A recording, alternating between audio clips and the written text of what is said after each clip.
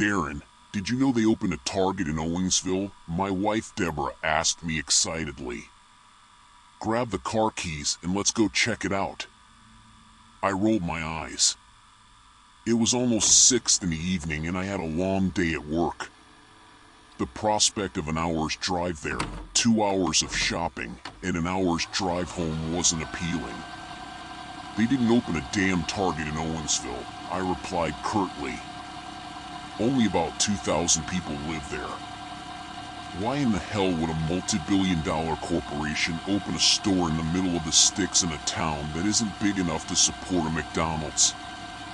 Squealing wood on tile penetrated my ears as she pushed the bar stool away from the kitchen counter. Her footfalls approaching my chair were heavy like a pouting child's. I should have known better than to start an argument with her about Target. She dropped something from above me. A glossy red mailer advertisement sailed through the air over the top of my head. I looked down at my lap to see the familiar red and white logo. The cluster of red-vested employees smiled up at me from the shiny cardstock. Target would like to welcome you to our newest location in Owensville, Kentucky. Bring this ad to the registered for an additional 10% off of your first purchase. There's a typo in the ad, I said, thumping the word registered with my middle finger, but she ignored me. Sloppy work. She worshipped the damn place. We lived in Lexington, Kentucky, and she made the rounds between all three. The clearance queen, she called herself. Deb would buy clearance items by the carload from any Target within a reasonable drive and resell them on Amazon. Retail arbitrage, I think she called it. Don't get me wrong. She made some decent money with it. We were middle-aged and empty nesters when she started. Her entire life had been devoted to raising the kids. When Dustin and Jessica left for college, she struggled a bit. Stirred around the house like a caged animal. I pushed her to find a hobby. It was a few years until I would retire. Most of her friends worked. That's when the Target clearance spree started. Owensville is almost an hour away, and there are 3 damn Targets here in town, I said, irritation building. Why do we need to drive out to the middle of nowhere to get what we could find in town? My wife went back to the kitchen and started washing the dishes. Every movement she made was exaggerated to show her displeasure. Cabinets closed so hard they were just shy of a slam. Glasses hammered on the counter so hard I expected to hear them shatter. She signed at least 3 times a minute. I wish I hadn't given in. If I would have just stood my ground, maybe everything would have been all right. Our family would still be whole. Police detectives wouldn't stop by the house every week just for a chat. But I did give in. I agreed to go. Grab your purse and put on your shoes, I huffed, pushing myself out of the recliner. We can go, but no more than an hour of shopping. I've got to work in the morning, so we can't fool around all night. She squealed with excitement and ran off to the bedroom. Why the hell did I agree to go? The drive to Owensville was uneventful. NPR news stories played on the radio as my wife fidgeted with her cell phone. While I had been mildly irritated before we left the house, I was almost to a raging boil by the time we got to Owensville. An hour's drive to the middle of the country, and my wife looked at Amazon listings the entire drive. We had already reached the center of Owensville, and the GPS said there were still 2.5 miles to go. From the overhead view on the map, the address was a good distance outside of town, headed toward Moorhead. The location of the store was making less sense at the moment. Are you sure you put the right address in the GPS? I asked Deborah. She didn't answer, still scrolling through her phone. Deborah, I said a bit louder. She looked up at me and smiled. The sweetness of it cooled my anger down to a dull simmer. I even felt bad for being angry. Her life had changed so much in the last year, and this was something she did to pass some lonely times. "Sweetie, are you sure you put in the right address? I really don't think this can be right." Deb leaned over and pulled out the cardstock advertisement from her purse and looked at the address. Reaching over, she pulled the GPS from the dashboard and punched a few buttons. Out of the corner of my eye, I could see a confused expression consume her face. "Yeah," she said. "It's the right address." The weird thing is the GPS just corrected itself. It was down to 2 miles and jumped back up to 2.5 miles. Still says it's straight ahead on the right though. I wasn't concerned yet, but I was confused. The GPS clearly said 2.5 miles when we pulled out of Owensville onto the dark country lane. We had been on the road for nearly a minute. It could have been a glitch in the software, but it still left me with an uneasy feeling. My eyes darted back and forth from the GPS screen and the darting yellow lines in the center of the road. The mileage was decreasing as it should have, and I felt relieved. Only a mile ahead, we would be there soon. I looked back at the road and looked for parking lot lights in the distance. "You missed your destination. Please make a U-turn when able and head back 2.5 miles. Your destination will be on the right side of the road." "What the hell?" I said in a panic. The GPS had just said 1 mile only moments before. There was no way I had driven 1.5 miles past a huge department store on the side of a dark country highway and missed it. "You've got to be kidding me." I pulled the car onto the shoulder and made a U-turn. As we drove back in the direction that we came, my fluttered with nervous energy. Something was wrong, but I couldn't put my finger on it. Was I zoning out while we drove? Was the GPS malfunctioning? Did the damn store even exist?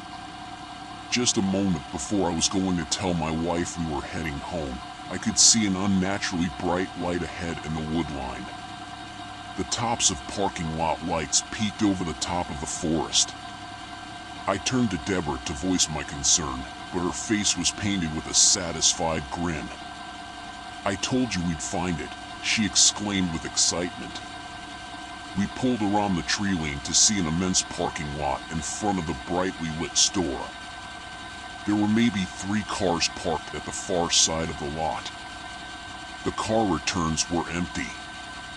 It looked like no one had been there other than a few employees. We were all worked up over nothing. I pulled the car into a parking space closest to the door. We got out and started walking toward the entrance. There was a motionless elevator music playing in the parking lot. I looked up toward the tops of the light poles, but didn't see any speakers. None of the targets in Lexington played the kin music, and it filled me with a strange sense of dread. It was as though it came from nowhere. Even the entrance to the building was strange.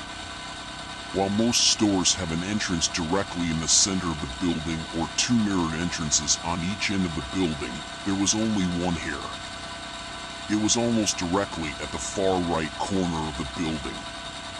I looked to my left and saw the 3 other cars in the lot were parked all the way to the right. Maybe there was an employee door on the side of the building, but I couldn't see a walkway. There were 4 or 5 feet of grass between the parking lot and the edge of the building. Something about the exterior was off-putting as well. Every other store I had seen was a cream or beige color with a few red awnings and a red Target logo next to the store name. Not this one. The entire building was fire engine red. It reminded me of the unrealistically bright blood from the old 80s slasher films. Where there would usually be only one Target logo, the building was covered in them. Hundreds maybe. all different sizes. Some of the larger logos had smaller ones between the red and white circles. A few overlapped. Strangest of all, there was no sign that just said Target. "Deb, something about this is weirding me out," I said hesitantly. "Let's come back tomorrow during the day. Looks like they could be closed anyhow. Not many cars in the lot." She stopped and turned toward me. The exuberant grin had vanished from her face and was replaced by a set of furrowed brows. Her body was slightly rigid and her head turned slowly from side to side. "We drove an hour to get her and you nearly got us lost twice," she said angrily. "Don't you think for a second we're going home? If you're going to act like an ass the whole time, go wait in the car." I was a bit dumbstruck. Deb was usually soft-spoken and sweet. Only a handful of times had I ever heard her curse. Never at me. She turned and went through the sliding doors at the front of the store. Hurt and angry, I went back to the car. For the first 30 minutes Deb was inside, I scanned the parking lot like a prey animal searching for a hunter. No cars passed on the main road and no one pulled into the parking lot. There was no motion that I could detect through the glass doors into the building. Occasionally a light would flicker in the parking lot. Otherwise, things seemed relatively normal. I tried to call Deborah once or twice but didn't get an answer. Halfway through a lengthy, apologetic text message, I decided to leave her alone. She probably needed time to cool off and Target bargain shopping was probably the best medicine for that. At some point, I fell asleep. It wasn't intentional, but there's only so much aimless scrolling on a smartphone I can do before I start to nod in and out. Once I start to drift, an involuntary nap is always in my future. I had been asleep for around 45 minutes when my cell phone began to buzz in my hand. Startled by the sudden motion, I looked down at my phone. There was a text message from Deb. I thought it was just Deb telling me she was running behind but checking out. "Help me." The messaging was confusing. Did she want help carrying something to the car? Was there something she wanted my opinion on? I sent a reply. "What do you need help with, sweetie?" No response. 3 minutes passed. I tried again. "You okay?" Another few minutes and still no reply. I'm getting worried. Do I need to come in? I waited for another minute, but she never texted me back. Unsnapping my seatbelt, I pushed the door of the car open and felt resistance and a loud smack. Looking to my left, there was a yellow car next to me. It hadn't been there when I went to sleep and I had just slammed my door into the side of it. There was just enough room for me to slide out, so I wedged myself sideways and closed my door. Bending over, I looked at the side of the yellow car where my door had made contact. There was no dent or mark. With relief, I stood and turned to head toward the door. I was started by an ocean of yellow cars. There were dozens of makes and models, but each vehicle in the lot was yellow. Almost every single parking space was filled. But there was no one in the parking lot.